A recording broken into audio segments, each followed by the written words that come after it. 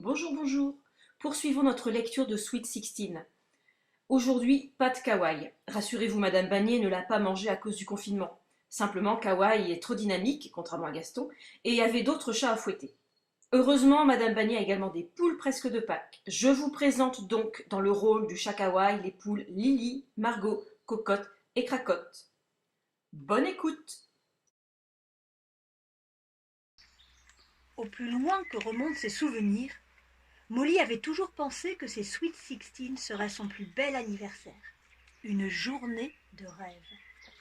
Entourée de la famille et des amis venus pour assister à la transformation officielle de l'adolescente en jeune femme. La fête aurait été préparée dans un scrupuleux respect de la tradition. Fleurs blanches, paillettes et choux débordant de crème. Plus ce serait désuet et mieux ce serait.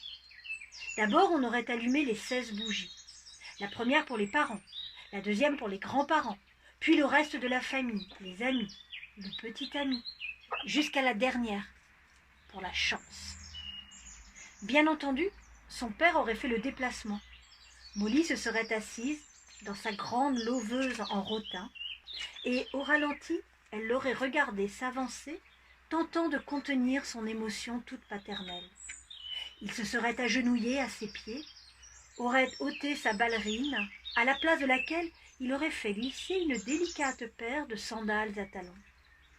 Pour parfaire ce moment, Erin aurait branché le tourne-disque et la voix de Nat Cole aurait empli le salon. Puis le reste de la journée se serait passé comme dans les reportages des magazines, entre l'album photo préparé par les amis, les souvenirs égrenés par chacun, et bien entendu, le moment tant attendu, la valse au bras de son père. Au lieu de tout cela, Molly était assise à la table de la salle à manger, dans un silence assourdissant qu'Erin et Chéri s'efforçaient de soulager. Au milieu de la table trônait un gros gâteau épais et crémeux à souhait. « Joyeux Sweet Sixteen » pouvait-on lire en petites lettres chocolatées. Molly regarda l'horloge ornée de rubans blancs. Il était 18 heures.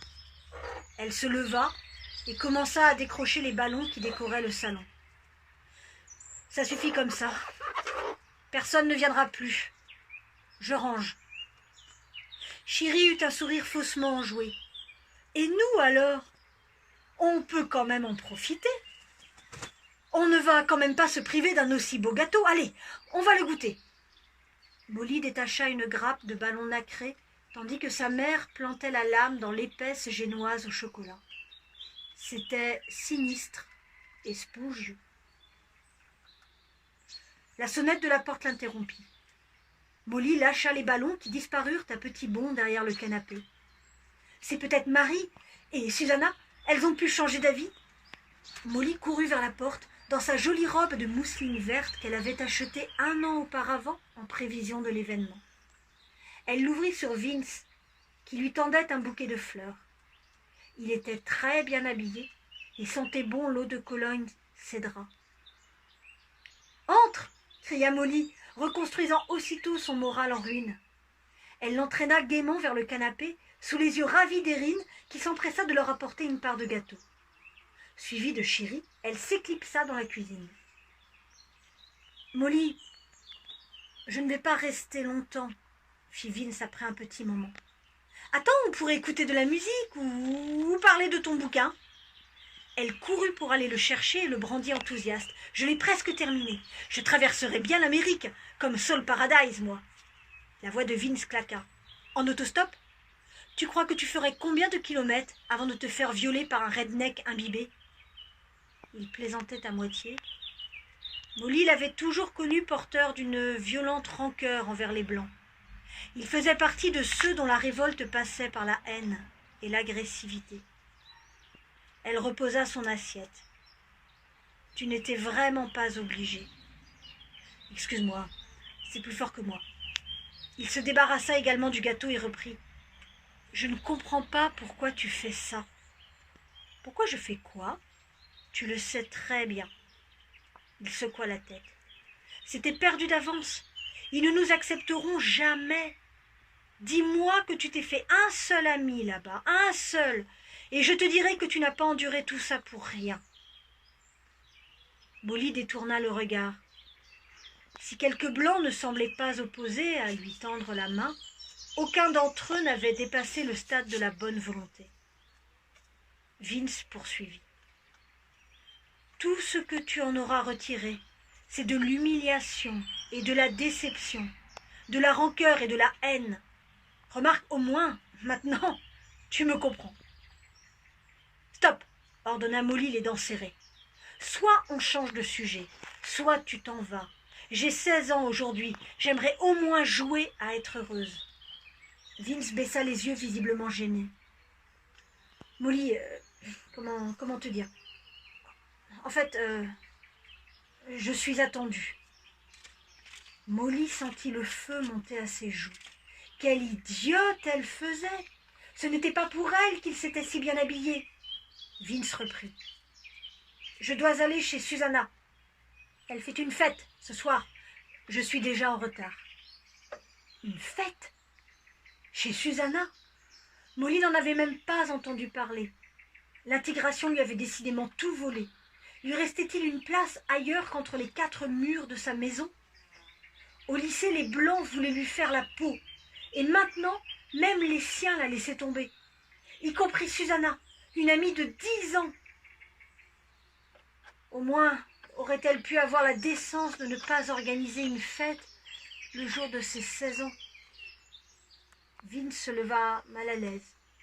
Molly le raccompagna à la porte, et après l'avoir refermée, elle se mit à pleurer ses Sweet 16 qu'elle rêverait à jamais. Sur les sièges en cuir de l'Oldsmobile des Sanders, Grace était aux anges. Il s'agissait du tout dernier modèle, entièrement redessiné, et celui-ci était même équipé de vitres électriques, ce qu'elle n'avait encore jamais vu. De temps à autre, elle jetait un petit regard à Sherwood. L'après-midi n'aurait pas mieux se dérouler. Le jeu avait été agréable et animé, les amis de Sherwood étaient sympathiques et les discussions pleines d'allusions. La seule inconnue résidait maintenant dans l'attitude à adopter quand il la déposerait devant chez elle. Allait-il tenter de l'embrasser? Et, le cas échéant, devrait-elle se laisser faire? N'était-ce pas prématuré? Un peu de musique demanda Sherwood en tournant le bouton de la radio. L'habitacle se mit à vibrer au son de la voix de Frankie Lymon. Il était rare de l'entendre à la radio. Depuis qu'il avait osé faire danser une blanche dans un show télévisé au mois de juillet, ses ventes s'étaient effondrées et sa maison de disques avait résilié son contrat. Grace commença à bouger le pied, en cadence. « J'adore le doo-wop, pas toi ?» Sherwood eut une moue méprisante. « Ça reste de la musique de noir. » Grace s'entendit ajouter. « Cela étant dit, à la radio, ça ne se voit pas tellement. Et puis, ce qui compte, c'est… » Soudain, Grace se tut. Qu'il soit blanc, noir, gros, maigre, complètement crétin ou diplômé de Harvard, elle était d'avis qu'il était stupide de juger une chanson en fonction de celui qui la chantait. Pour elle, tout ce qui comptait, c'était le plaisir qu'elle avait à l'écouter. Mais à nouveau, elle sentit qu'il était préférable de ne pas crier ses pensées sur tous les toits, et en premier lieu dans cet habitacle. Pendant que la musique continuait à jouer, Grace vérifia discrètement son image dans les rétroviseurs. Ses boucles blondes n'avaient pas bougé. Elle avait bien fait d'insister auprès de Minnie, qui s'était révélée très douée avec le fer à friser, malgré ses soupirs et ses pantomimes agacées. D'ailleurs, elle ne manquerait pas de lui faire réitérer l'exercice, histoire qu'elle ne perde pas la main. La voiture s'immobilisa à un feu rouge, et une jeune noire traversa la route. Elle portait des lunettes à écailles qui semblaient peser des tonnes et avançait les épaules rentrées. D'un seul coup, Grace crut voir le visage de la fille se recouvrir d'encre noire, ruisselant sur ses vêtements, se répandant sur le bitume jusqu'à créer une sorte de marécage sous ses pieds. Troublée, Grace chercha quelque chose à dire pour chasser l'image de ses pensées. Tiens, elle allait demander à Sherwood s'il avait entendu parler de ce spectacle à la mode, West Side Story. Il semblait faire fureur à Broadway. Grace et Sherwood se regardèrent en souriant. Ils avaient parlé en même temps. « Vas-y » le plia Grace. Si possible, toujours laisser choisir le sujet de conversation. « Alors, à vous aussi, on a fourgué un de ces négros en classe ?» Grace pesta intérieurement. « Pitié, pas encore ça.